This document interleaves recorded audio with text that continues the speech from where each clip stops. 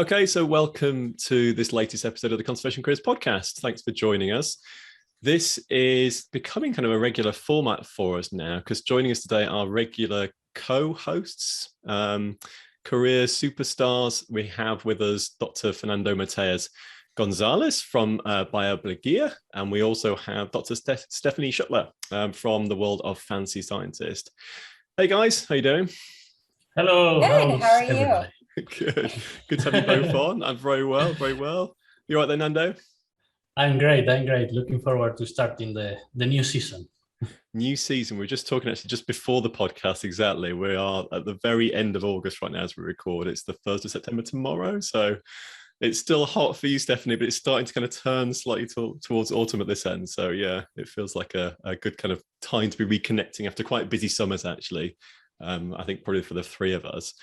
So in terms of how this podcast works, if you've not heard this before, what we tend to do, the three of us, we pick a topic and we discuss it in more detail. And normally I would interview an individual, we'd hear about their career stories, their advice, but in this format, we actually just pick one topic and the three of us kind of go deep, sharing advice and thoughts around it. And hopefully there'll be useful stuff for you guys and in the audience that result from that.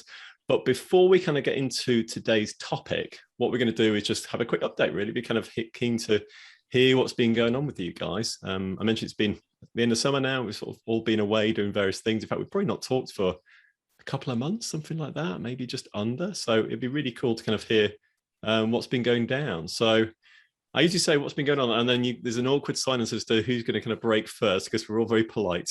You have to point, Nick. But I might be pointing as if we're on Zoom. So I'm going to say, Stephanie, what's been going on with you recently? So I have been having a lot of fun traveling, and it's been non-professional traveling. It's been for fun, for family time. So my family, we started this trend where we take an annual vacation, and so my traveling started when my niece, I'm really close to my niece and nephew. She came to spend time with me in Raleigh. So I went to pick her up in Buffalo. I drove. And we, spent time in Raleigh. We got to go to the Outer Banks, the beach, and I went back to Buffalo, and then we went to New York City. So I got to spend a couple of days there. That was really fun. And also, so tomorrow, September, my birthday's in September, and I'm turning 40 this year. So welcome. And my dad, his birthday's in August, and he turned 80. So we had this combined birthday party for us when I was there. It was really fun. And yeah, and then trying to keep up with my own podcasts and stuff. And I launched a mentoring program a couple of months ago. So talking to students about that and creating webinars and stuff for them. So yeah, that's about what I've been up to. Gosh, busy times. And have you got much planned for your 40th, for the big day? I really wanted something big planned, but now I'm not sure what to do. So I need to think about it this weekend. But yeah, definitely I'll celebrate. Nice. For my 30th, I did. End of the 30th. I did a prom party. So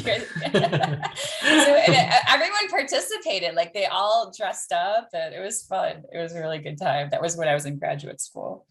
Nice. Wow. Well, we'll have to wait and see what happens. My wife turned 40 2 weeks ago as well. So we've just celebrated hers. Oh, nice. I'm like Nando. I think we've both just pushed through. I mean, I'm 42, so on the other side. But yeah, for my wife's birthday, she wanted to do a weekend away without the kids, which I was all in favor of.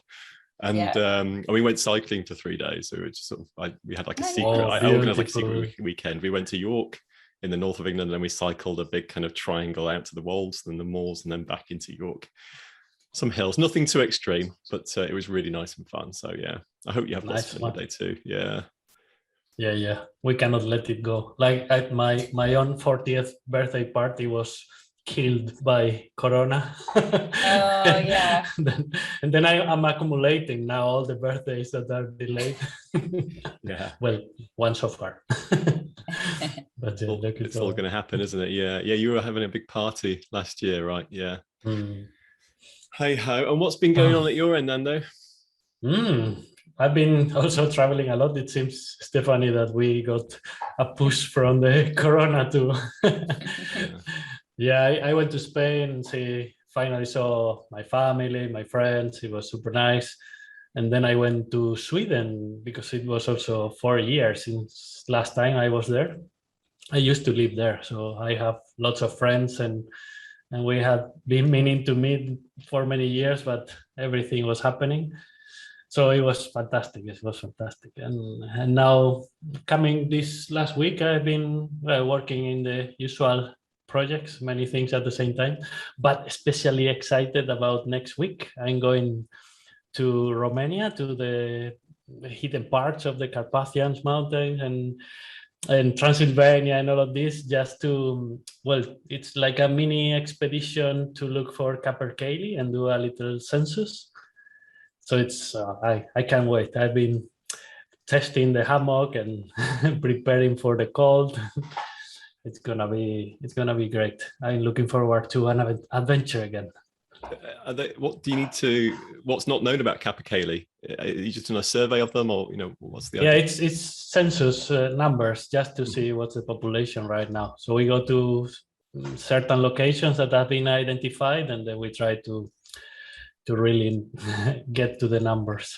Right, great. And they're quite a big bird, right? And they lek, so they have like a breeding display area. They're quite very spectacular, very spectacular. They are lots of fun to see, and some get so into the mood of showing off and showing how full of testosterone they are that they even attack people.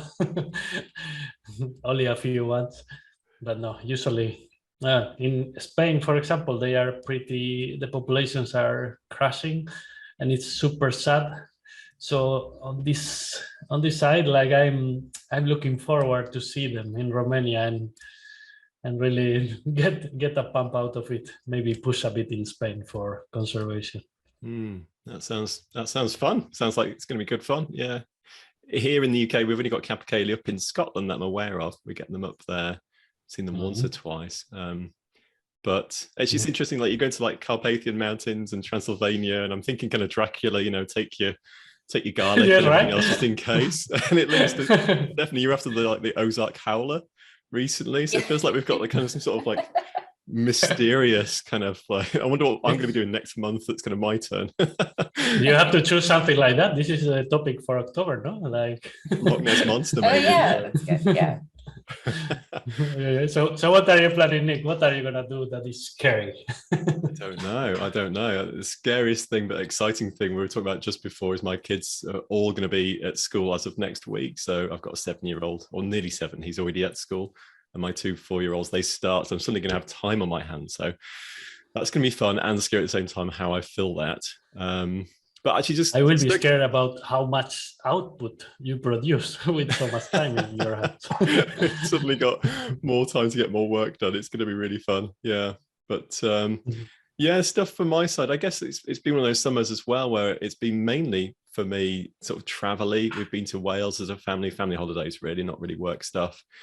We went to the Peak District as well with my family from Leeds and my immediate family too. So we've just been having lots of fun, really, just traveling around, seeing people, being outdoors quite a lot, not getting as much work done as I would like. Yeah, CC, we've been busy kind of working away in the background. Christy's been especially busy as well at our end. So she's been working on a new course for us about how to apply for a conservation job. And putting everything that we've learned in the last few years kind of into a more step-by-step course for people. So we're kind of excited to be talking about that in the next few weeks, probably.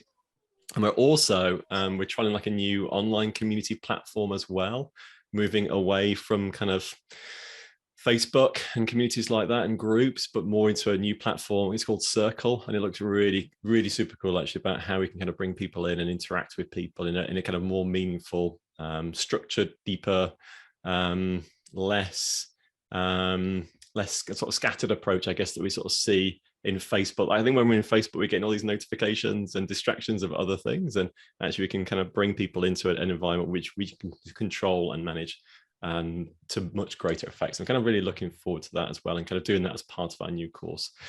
So now my feet are back on the table. We're kind of all guns blazing on that at the moment. But yeah, been a busy Sounds really time. exciting. Yeah, it's exciting. Yeah. But also, you were talking about capercailling, and when you mention that, I always think Scotland, and I always think there's a bird called ptarmigan as well, which is like a white grouse you get up on the tops of mountains, a bit like a capercaillie. It must be a member of the same family. And I heard a story about it years ago about how people used to catch them, because you find them right at the top of the mountains where you get the snow, and actually climate change is kind of reducing their range quite rapidly. They're actually shrinking in numbers up there.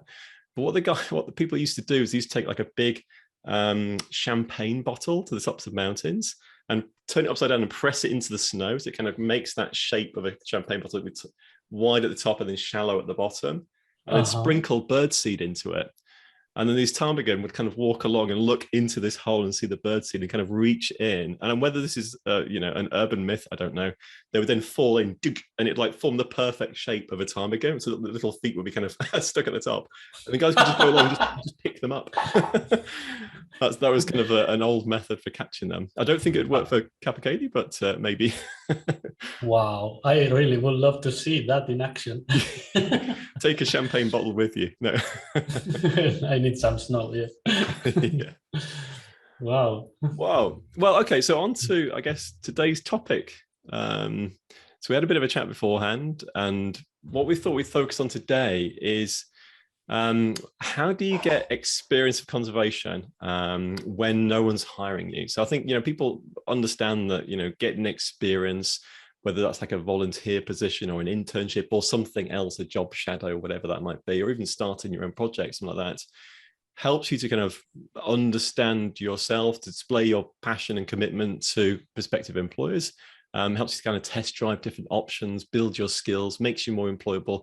It does an awful lot for you, I think, in the early stages of your career, but it can be a bit kind of circular in terms of, it's hard to get experience without a job, and yet all jobs want experience. So it's kind of like a sort of vicious circle, or like chicken and egg, or maybe capercaillie and egg kind of situation where people can feel a little bit stuck. So we thought it might be kind of a good topic to kind of explore, really, the three of us. What can people do to kind of, get experience of conservation work, but before they're kind of working the sector already. So they're kind of, looking to kind of get some hands-on experience, but are feeling a little bit stuck or lost, or unclear as to where to go. So Nando, you suggested that as a topic. I think it's a great topic for us to kind of get stuck into. So do you fancy kind of kicking us off with your thoughts around that? Like what could people be doing or thinking about? I was just, before starting the podcast, I went on a very short bike ride. It was when I had free time, and I started thinking, maybe I should think about this topic a bit and not just wing it. and then I thought that a fun way, I don't know if you will be up for it, but a fun way could be to think of the most sought after jobs, at least, or what people ask us about. Usually this job offers in marine science or marine conservation or things like that, and give ourselves some examples of jobs that are very popular, and what would you do to get experience in those jobs if you just started and you couldn't have access to them. So we could first, use them as examples. For example, that one, like a job in marine conservation, and you could suggest a few more. Which ones are the most popular in conservation careers? Yeah, you've hit the nail on the head, really. The most popular, when we look at the stats in terms of average page views per job category, is marine conservation. That's a real kind of hot one. So maybe that's a good, and I don't work in marine. You guys don't typically either. So maybe that's kind of a nice neutral space, actually, for us to kind of brainstorm around. I love the idea. Yeah. And then we can think of different ones and put ourselves to the test and see what would you do. For example, Stephanie, what would you do if you were starting from zero and then you would love to get a job in conservation, but on the marine side? Like, can you marine imagine? Conservation and just in terms of getting experience? Well, a tip that I have talked about before and that I really like is that there's a lot of citizen science projects out there. And so these are real scientific projects, and scientists run them, and then usually there's publications that come out of them. So you do usually have to apply, and you might have to like pass a test and stuff like that to make sure, because it's real science. So they want to make sure that you're collecting data in the right way, but you don't need like a certain level of experience to apply for it. You can just be a regular person, not have any scientific background at all. So I think that's a really great way for people to do that. So they can go on Scisstarter.org. That is a database of citizen science projects, and they can do projects in person. Like I know, so like for marine example, I know there's a project out in, I think it's California, called COAST. Forget what it stands for. But it's about seabird mortality. So the volunteers, they walk along the beach and they document if they find any dead seabirds. And I think they do live seabirds too. So it's like surveys as well. I'm not sure of the details. Sorry about that. But volunteers go to the same space over and over again, and they're collecting data. And again, it's just regular people. So that could be a great way. And depending on how big the citizen science project is, some of them are, worldwide, like eBird, and you might have a hard time accessing a scientist, but a project like that's in a more local area, you can maybe get to know the scientist who's running it, and show yourself as what we called in our citizen science project a super volunteer. And and actually a lot of the data collected comes from those super volunteers across citizen science projects. So you'll have a huge participation, or a lot of different people participating, but then it really is like, I can't remember the figures, but something like 5% of the volunteers are the ones who are doing it over and over and over again. So that's a really great way. And if you can't access, like say you're in Illinois or the middle of the country, and you can't access the ocean, there's virtual projects that you can do as well. So I don't know what they would be for marine, but I don't know, maybe there's something with identifying whales by their tail marks or something like that, looking at pictures. I know there's a deep sea explorer one, where you categorize the different species on the deep sea floor that were taken with photographs. I know there's a penguin one as well, counting penguins from aerial photos. So I think that's a really great way to get started. And this one, you mentioned a website that collects and aggregates these. Yeah, so it's Scisstarter.com, so SCI like science, and then the word starter. Zooniverse is another good one too. But yeah, and then I don't know about checking locally, but I'm sure Googling and stuff like that, you could probably find something as well, or contacting your local organizations and seeing if there's a way that you can help. I like when you mentioned that 5% of the volunteers produce most of the data. Yeah. This is a fantastic way to make yourself visible. Like if you are one of these 5%, like for sure they will know your name. They will know that you work hard. Absolutely. It's a great way to. Yeah, and even if you're not interested in a career in marine science, like you said, the people running the project, they're really going to pay attention to you, and they might reach out to you and say, like, okay, we would like you, we want to expand this project north. Would you be able to train volunteers there? And I mean, that's something huge to add to your experience, that you were trusted to train new volunteers, and that shows a leadership role. So yeah, if you can make yourself seen, even if you never interact with a scientist, you just do a really good job and keep producing a lot of high quality data, then they will notice you. That's a great one. Yeah, and absolute stacks of good advice in there too. So should we just call it a day there? That'll do. It's perfect. Yeah. No, I like also the when you mentioned that if you cannot access the sea, that's or or the place where they are working. That's a really difficult situation, but also this example you mentioned of identifying, for example, whales by the fins. I think I used that as an example at some point, and you can train on your own in your computer with specific programs that they use to do this. So even like for people that are applying for one of these jobs, if you demonstrate with your computer that you have been using this program, you go over all the people that, for example, live by the shoreline, and then they have access to all the work, but they maybe never heard of these programs. They never train. But if you create that experience for yourself by, I don't know, using photographs from the internet and then learning how to use it, and you can add that line to your CV, then you are lots of steps forward in front of all the other candidates. Yeah, and identification skills are so in demand, I think, across the sector, but I think particularly within the kind of marine environment too.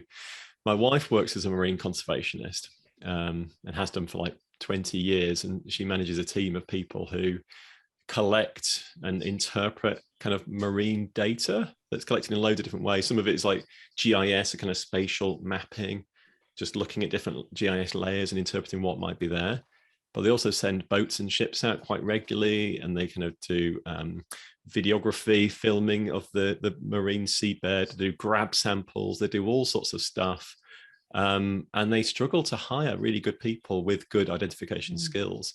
If the graduates are coming out, you know, with a good kind of degree or even a master's within marine conservation, that's great. And if they've got good identification skills as well, or data analysis skills, like R and things like that we talked about before, then they're really in demand actually. So if you can get those sorts of skills, I mean, she works for JNCC, Joint Nature Conservation Committee here in the UK. It's like a government agency, but they're sat on a huge back catalogue of years and years of pictures and imagery, you know, which probably only a portion of which has been properly studied and analysed. So, you know, there might be opportunities for people to kind of get involved and connect with these sorts of agencies to actually jump in, do some analysis, get your skills up to speed, you know, and it makes you more employable, you know, off the back of it.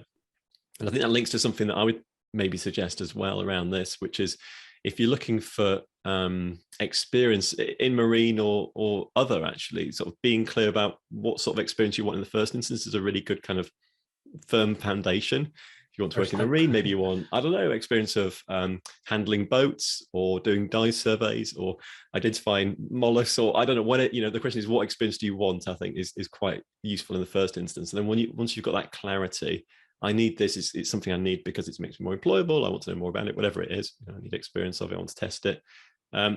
From there, ask yourself, well, who out there does this particularly well? You know, who are the mollusk identification experts that are out there, or whatever, you know, identify the organizations and then the people doing that, and see if you can't connect with them at some level. Can you, you know, get in touch, write them a personal email, find them on LinkedIn, find their email address on Google, write them an email and say, you know, you're really interested in their work for X, Y, and Z reasons.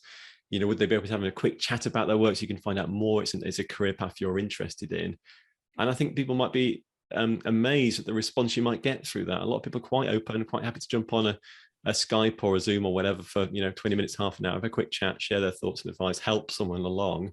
And that could easily then become a deeper relationship, which, you know, leads to you helping them with a project they're involved with. You could be a volunteer or an intern or something like that, you know, working slowly towards something like that and getting experience, because what that will do is connect you with someone doing exactly what you need, who's doing it really well, and sort of embeds you within that area of the sector as well. They can sort of network out from there too. So I think that applies to anything, but it certainly applies to marine as well. That sort of like direct creating your own opportunities by networking, but it takes a bit of guts to kind of put yourself out there, you know, and connect with people and you know, and be confident around that as well. It's a difficult one, but certainly productive. It can work very well, opening doors through people. I guess we can take advantage of you, Nick. How do you know or remember how your wife started in marine conservation? Before my time.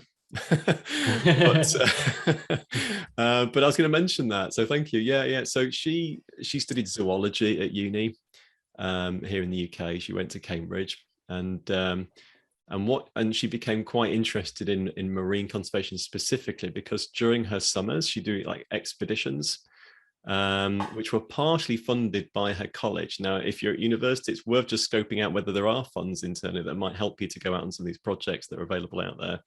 She did it for Operation Wallacea, which is like a scientific research expedition where you pay an amount to go off and do some survey field work somewhere. And they have kind of forest expeditions, but they also like marine conservation expeditions. So she went to Honduras and later also Malaysia across 2 different summers, and spent just weeks doing kind of dive surveys, out on the kind of reefs in those places. And through that, just fell in love with kind of tropical diving, essentially, and marine conservation off the back of that. So, and then she sort of did research topics around that, did a master's as well, where we met in York.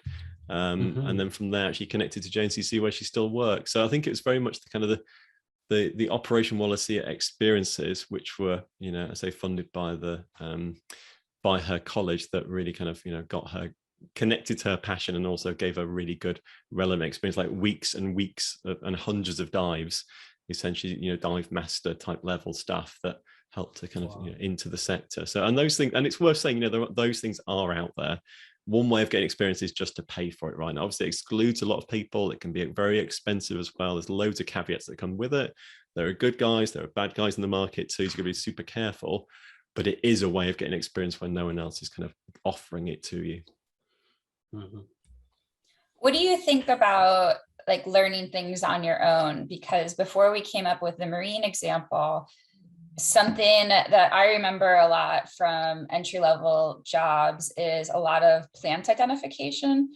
And I mean, usually it's really specific to a certain area, but if you want to get a job where you live and you notice there's a lot of jobs requiring that, like, can you learn how to identify the key plants on your own? And would that count as experience? Like, would an employer see you as competitive if you were to master that by yourself?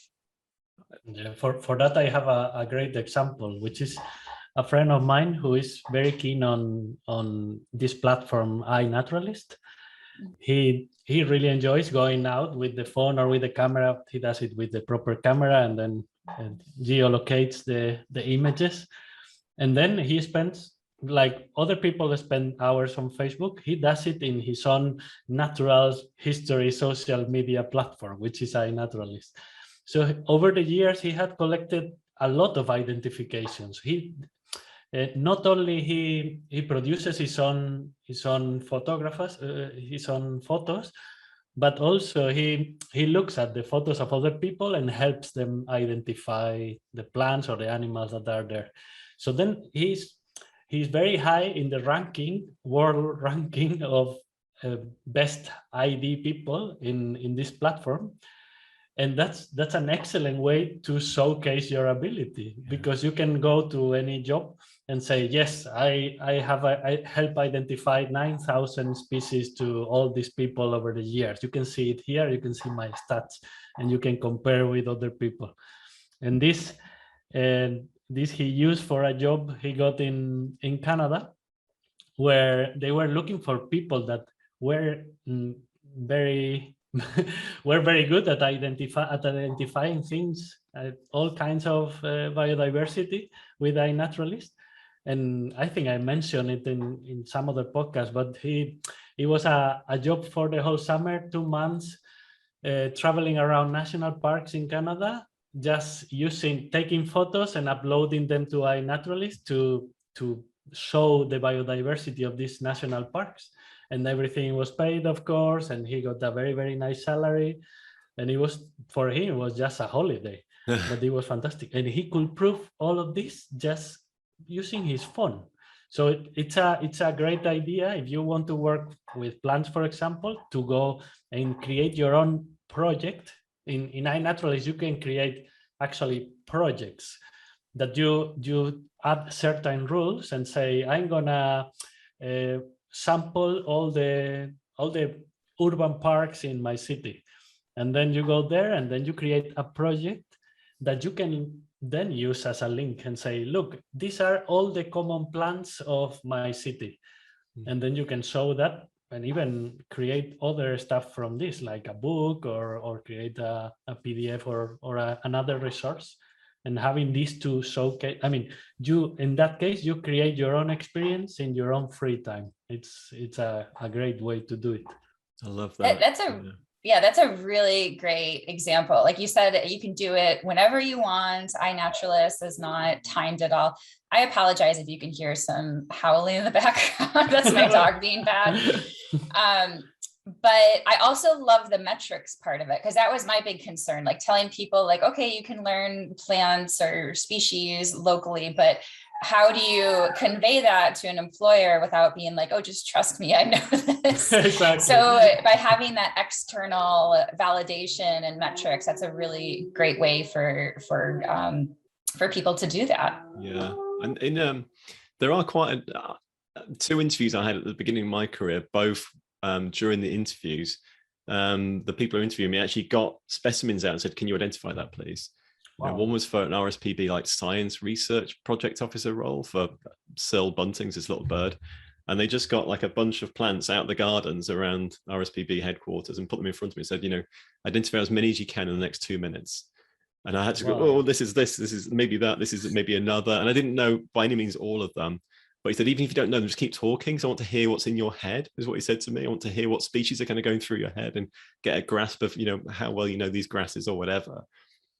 And the same when I went for a consultancy role too, they sat down and played me a PowerPoint, which is images of birds and also just calls of birds as well. Like no image, just like listen to this and tell me what it is.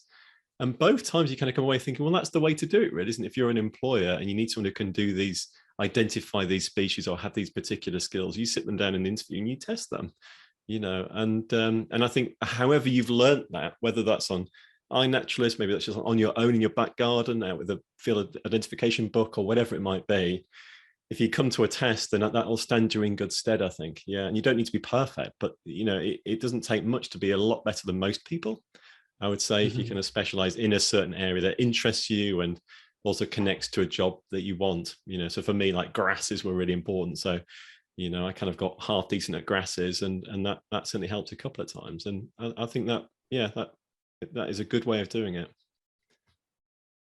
It's a good start. Also specializing in a certain group, it's easy for you because you get the interest on the focus on one group, and then you can learn, for example, I don't know how many legs and really little bits they have, this insect have, or this group of insects have, and then you can really get better at it if you focus on it.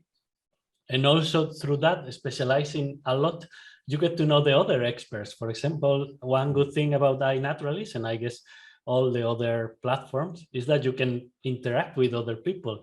And for example, I have had it in my own account very often that someone gets very excited about one of my observations, and then you start a conversation about the animal or the plant. And then you get to know these people, and they serve as your contacts for any other things you want to do. One day I was walking here, and I'm in a little village in the Czech Republic, and I was walking outside, and I found a very interesting plant that I didn't know. And I added it to iNaturalist to see if someone will help me identify it. And then someone from a university in the US contacted me asking if I could please send a sample of that plant to another university in the Czech Republic, because they were studying this group of plants. And then, I mean, just like that, by random luck and just by noticing this special plant, you get a contact in a project like Stephanie was mentioning before. So it's another way, a very subtle way of putting yourself out there and creating these connections. That's really nice. Something similar happened to me too, where I do iNaturalist just for fun, and just like, if I see something, I put it up there. And I found a pygmy rattlesnake in eastern North Carolina, and I think through Twitter. I think I tweeted about it because it was exciting, and somebody from the Wildlife Resources Commission contacted me about the photo and asking if they could use it and just some more information about it. So if I wanted to become a herpetologist, that would have been, a great way to start a conversation. That's really great. And something you mentioned earlier as well, Nando, so I want to kind of circle back on, was about projects as well. Like if someone's like trying to get experience of something, you can kind of connect to projects that are already out there, or like you said in iNaturalist, you can start your own project. But even beyond iNaturalist, you can just start a conservation project on something you're really interested in. So if you wanted to kind of work in the marine environment, what could you do? You could start your own beach cleanups, you could start your own coastal surveys for dolphins and whales or seabirds or something else. You could start a campaign, I guess, to kind of clean up plastics from the sea. I don't know, there's so many things that you could actually start yourself and almost document what you're doing around it. If I was probably starting a project, or I'd maybe do it as part of like a blog or something, where like document what I was doing. I'd maybe try and get other people involved in it too. Maybe it could be a Kickstarter, maybe you're trying to raise some money around something particularly as well. Or I think there's something around that shows initiative, it shows passion and commitment, it shows drive. I think employers would really like it, and I think it helps you to kind of also just to do something that's really of particular interest to you, like uniquely, and you should be excited and passionate about that thing, whatever that might be. I mean, a project I started in the past was just a barn owl box project, which snowballed into more work for me, later in my life. And that was just fun at the start, building boxes and putting them in trees and then seeing what was in the boxes. And before you know it, there are owls there, and off you go. I think there are small things we can all do, even locally, that can really get you experience and kind of get you going. So I would sort of bear that in mind. Did you do that before you were a scientist, like before you went through official training and stuff? I did it whilst I was at uni. So I sort of thought, so whilst at uni, it's I guess another thing as well. I helped to run the conservation volunteer group, York University Conservation Volunteers, YUCV we were called, and there was like maybe 20 of us went out every Sunday at weekends, and we'd go out to local nature reserves and we'd dig ditches and coppice hedges and do whatever needed to be doing. Basically, it was just good fun, but we knew doing some good at the same time. Through that, I got to know the managers of these reserves and went out birding with them. They became friends, and then through that, I started to put nest boxes up for birds, and barn owls were particularly prevalent in the area. So it kind of one thing kind of led to another. It's so nice when you link the dots. Yeah, and linking dots for me is like being outside, doing practical stuff, and woodwork. I love woodwork. It's like my other passion. So to me, like a bird box is like the perfect project, so I really enjoyed it, and I think anyone listening, maybe there's things you could do as well, which is really either practical, or it could be online, it could be all sorts of things, but it might be something that you could like start yourself. The great thing about personal jobs, personal projects, the ones you start on your own and you think on your own, and is that they make you stand up so much more in front of all the other candidates. Like most of the people are trying to find their experience through things that are already organized, through volunteering, through internships, all of them very, very established and clear. And very often you get a job advert, and then this recruiter will get a lot of people, and many of them will have done the same internship, for example. But then the eyes will go directly to the person that started his or her own project, thinking by him or herself, and that makes much more. It's much more visible. I have been listening to a lot of data science podcasts lately, and very often they interview recruiters to see what are the recruiters looking for. And they say that beyond training, beyond anything like all this, I don't know, I've been working at Google and Facebook and whatnot. No, they look at people that in their free time are excited enough to start their own data science projects. And this of course doesn't apply only to data science, but any other conservation role. Everybody, any recruiter will look at your CV and the eyes will light up if they see that in your free time you are a geek enough geek enough to start your own thing with iNaturalist, or going to the park, or trying to clean your local beach. This is much more efficient, I will say, than even paying for your experience. Yeah. I'm just trying to think before we start wrapping things up, is there any other advice we could offer that we've not already touched on as well around the subject of how to get experience? One that jumps to mind for me is sounds silly, it sounds obvious, but just keeping your eye open for advertised experiences. They are out there, you know, volunteer and internships and others. There's lots of I'm still thinking in marine from my side. There's still lots of marine conservation groups here in the UK doing great stuff, and they nearly all rely upon volunteer and internships, if not all. So I just do some research online and sort of find the ones that interest you and apply for the vacancies that are already there. You know, we had people who have gone through our Kickstarter course, I remember, that went off to a conservation centre in Wales at Newquay. It's like whale and dolphin conservation for like a summer, and then she went off to Marine Masters, and now she's sort of working in that area, and they're all out there, you know, and some are quite competitive, some are not. So I just do your research. I'd look around and see what's already out there as well. Yeah, good one. Yeah, and the previous tip actually gave me another idea, is that, I mean, ideally you want to work for a conservation organization or get field experience or whatever it is, but you can also look at jobs and see if you can get that similar training, even if it's in a different field. So, I don't know, like say there's like a business position where you're managing databases or something like that. And if you can use that skill and demonstrate it and cross it over to something in your field, then that could serve as experience as well. Yeah. Demonstrate you can actually do the skill, if you like, even from a different sector, it still transfers across. Yeah. Fab. I will if given the importance of coming up with your own projects, I will suggest a tip on how to get more ideas. And this is training your ideas muscle.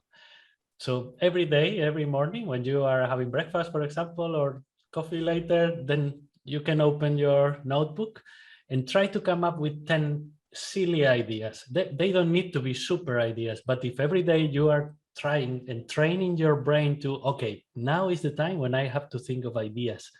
And then you make yourself write 10 different ones, or 20 or 5.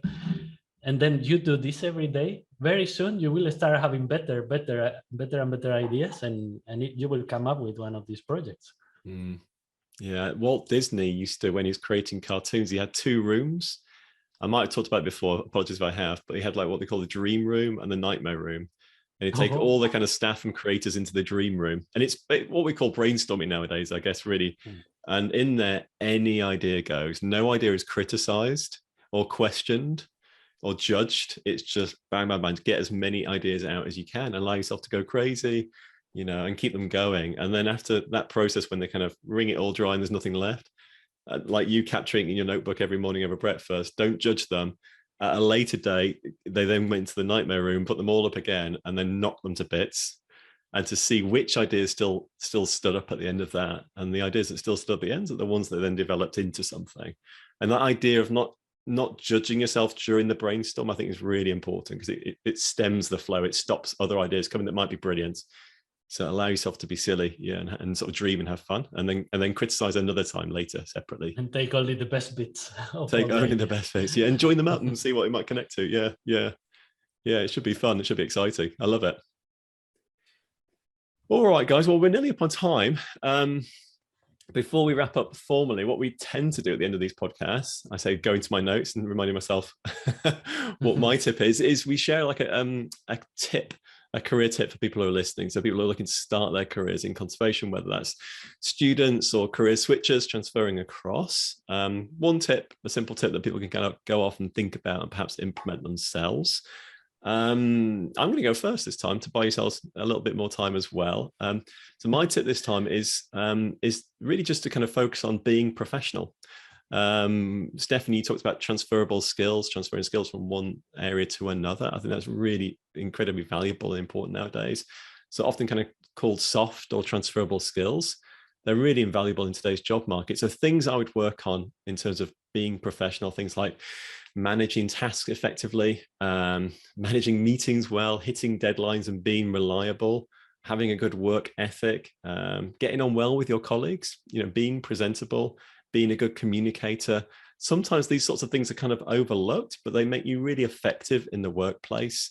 And they're relatively simple to kind of pick up and do. So if you can kind of, manage a meeting well, like chair a meeting, organize it, write the notes, that sort of stuff, it can go really far to helping you become more employable, but also just being more effective in your job. So I just focus on that. That would be my tip is, what can you do to be as professional as you can be? Nando, I'm going to chuck over to you. Yeah. Just before I share mine, which I was lucky to think in the last second,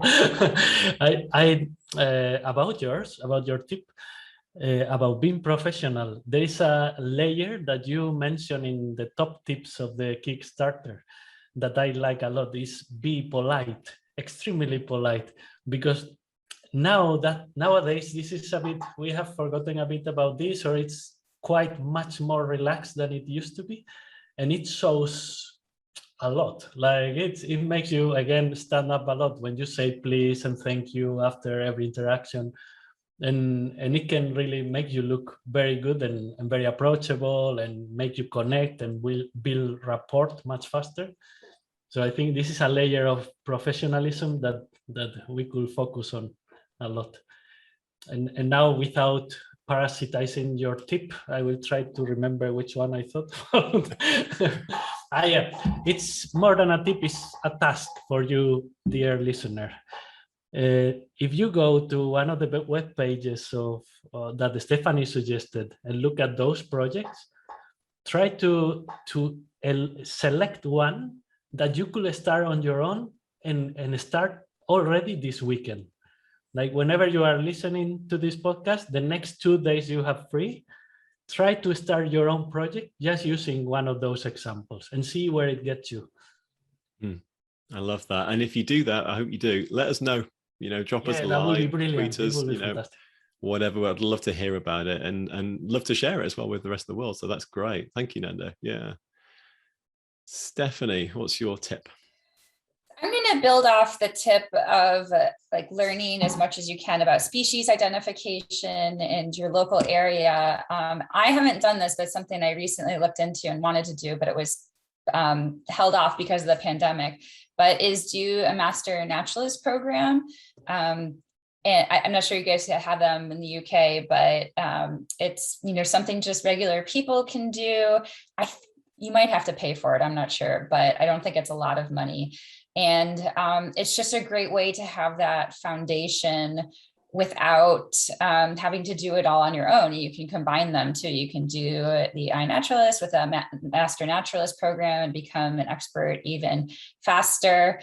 And I think this is especially important because universities, I know for sure, have gotten away from like taxonomy classes. I've heard several professors complain about that.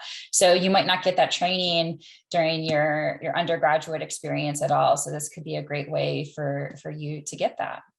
Great. Thank you guys as always for sharing your time and your advice and expertise with us. It's always great fun to kind of chat. I always look forward to these discussions. If people want to find out a bit more about you guys, Fernando, where should we send them? Look anywhere for my handle, Bioblogía, and that would be the best way. Yeah, Bioblogía. And Stephanie? I'm Fancy Scientist, so fancyscientist.com has everything. Great. And as always, we'll share the links below the podcast, wherever you're listening, wherever you're reading, the links will be there. Thanks as always, guys. Until next time, stay safe, stay well, and thanks also everyone for listening too. Hasta pronto. Bye. Thank you. Hasta pronto. Cheers, guys. Thank you.